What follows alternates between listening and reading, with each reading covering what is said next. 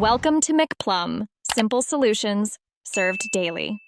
In this video, I will explain how to measure chlorine in water. We'll explore the different techniques available to accurately determine chlorine levels, which is vital for ensuring water safety and quality. Whether you're testing drinking water, pool water, or industrial water, knowing the right method is key. We'll cover simple and advanced options, helping you choose the best approach for your specific needs and achieve reliable results every time. DPD test kits are a very common and reliable method for measuring chlorine.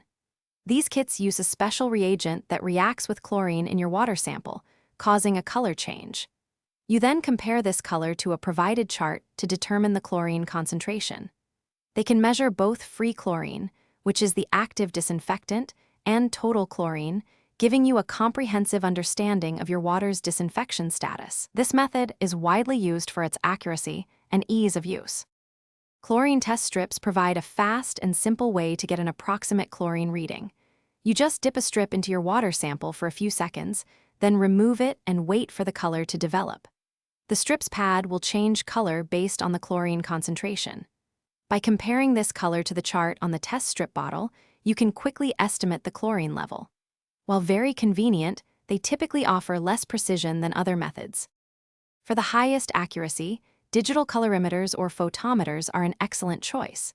These devices use a light source and a sensor to precisely measure the intensity of the color produced by a reagent, providing a numerical chlorine concentration. This eliminates any guesswork from subjective color matching, offering highly reliable and repeatable results. Many models can measure free and total chlorine, and some even store data, making them ideal for professional applications or detailed monitoring.